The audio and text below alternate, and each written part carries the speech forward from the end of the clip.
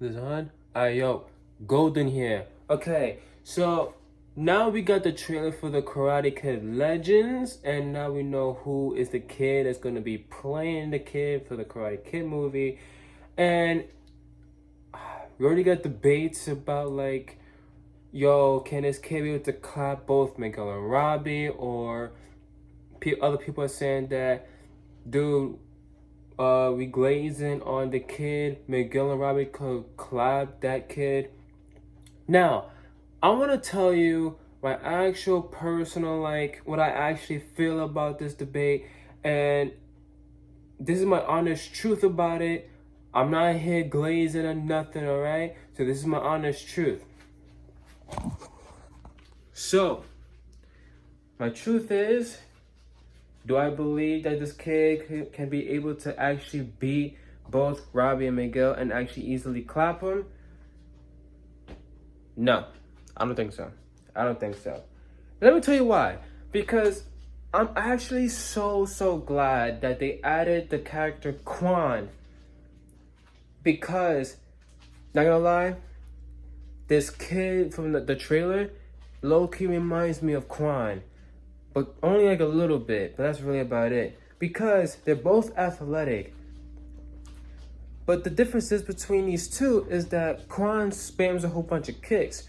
While the kid, it looks like he has so much power when it comes to him actually using his kicks. But it doesn't look like he's spamming them like the way how Quan was. And my thing is, you guys hype up Quan so much. You definitely do. Don't get me wrong. I was hyping him up too when we first seen him. But bro, he got easily clapped by Robby. It's not even funny. Bro was saying, okay. But then bro was getting toyed with. Like, if you're being cocky, and then you say that you'll be able to beat Robby, but then you getting toyed with, and then also get beaten afterwards, but then you feel some type of way saying that would never happen again. Bro, you suck. Bro, you suck. You're garbage, dude. Like, Quan is trash. I'm sorry. Quan is honestly trash, in my opinion. But, again, since Robby was able to easily beat Quan, and I'm going to say mid-high diff, I don't think it's high diff, because if it was high diff, it wouldn't be so easy for Robby. Robby wouldn't get so many chances to actually win already, and it actually showed that he could have had so many chances to actually win, but he wanted to have a longer fight. Robby that guy, bro. But anyway, so just because they added Quan into the mix and him getting beat easily by Robby, and don't go ahead and say that Miguel can't do the same because he got 1 point on. I already had a huge argument about this with someone and other people already. Guys, understand this, okay? Yes, the Quan was able to beat Miguel in that one round. Yes, I'm not denying it because it obviously shows. But again, just because he got 1 point on doesn't automatically mean that Quan can't beat Miguel. This is Miguel Diaz we're talking about here. And Quan was able to end up easily lose to Robby. And we all know that when it comes to both Miguel and Robby going against each other, it's very close. But not only that, Miguel has always beaten Robby. No glaze here. Trust me, if you rewatch their fights, you can actually tell by skill-based wise that who is actually better.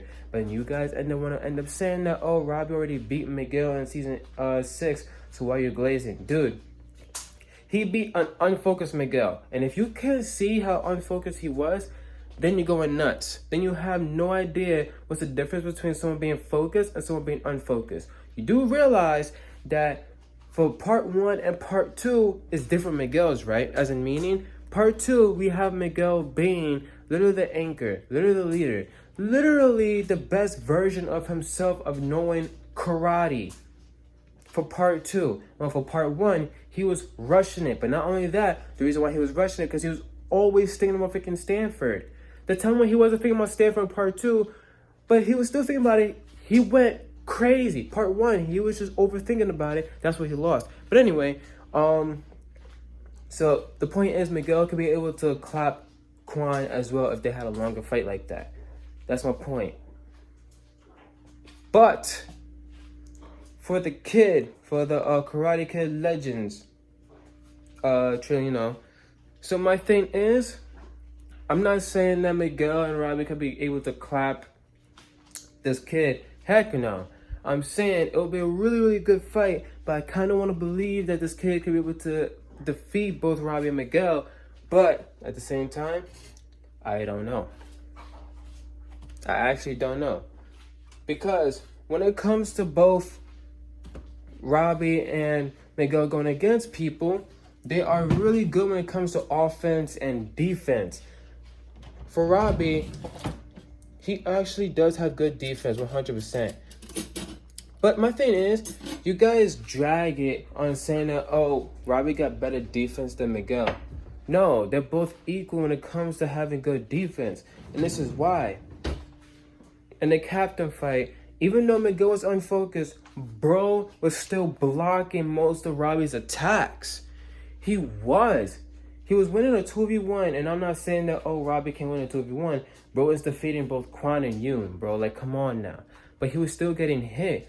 But for Miguel, I don't believe that he would end up getting hit whatsoever, and he would end up getting out of the situation easier than Robby. But my shoulder hurts. Hold on. Oh, I think it's good. Is it good? It's good. Anyway, so I don't know who will end up winning between the Karate Kid or Miguel and Robby. I honestly don't. I have no idea who will end up winning at all. But you clicked this video for a reason. Here's my reasoning. Here's my honest truth. I don't think it will be easy at all. Heck no. So you guys have skilled Jack from kicking it, going against Miguel and Robby, and you guys say, oh my god, he will clap them. But here's my reason on that. Yes, Yes, Jack would end up beating both Miguel and Robby, but for both of them, well, for Robby it would be high diff. But for Miguel, it'd either be high diff or extreme diff. That's my reason, because I think you guys end up dragging out how Jack is as a fighter and completely ignore how great both Robby and Miguel is as a fighter. And I honestly hate that, because just because you watch someone else and they know, like, you guys end up saying that, oh, they show more how karate is, but then you completely ignore how both Robby and Miguel is as a fighter. And it's honestly very, very annoying to end up actually looking at and seeing and reading from it. Like, dude, stop it. But anyway, for Robby going against the Karate Kid, I'm gonna say the kid wins, but it'll be a really, really good fight. Robby will put up an actual good fight, but I'm gonna say he wins. High diff. Miguel Diaz, again, I would say it'll be a really, really good fight, but I honestly cannot choose. I cannot choose, because it's very different when it comes to Robby fighting and Miguel fighting. And this is why. For Robby fighting, he kind of looks more out there, like out there more than Miguel Diaz, and he actually shows like how great of a fighter he is. But for Miguel, he's really, really good in the inside. And what I mean, the two differences between Robby and Miguel is that Robby is very good when it comes to like fighting the outside, and while Miguel, he's actually very good when it comes to fighting the inside. As in meaning, you see how he was going against these two people in episode 7 in season 6, right? That's what I mean. The inside. He's very good at that. Better than anyone else. And for that, it'll be a really close fight. But I'm going to say, I have no idea who wins. I don't know. Again, just because someone's athletic doesn't automatically mean that they're better. But yet again, this kid does know Kung Fu. Kung Fu is harder than karate, but still, it depends on who's actually fighting. So, I have no idea. But anyway, this video is too long. Anyway, so I hope you guys enjoyed. Let me know in the comments what you think. Subscribe, like the video. Peace.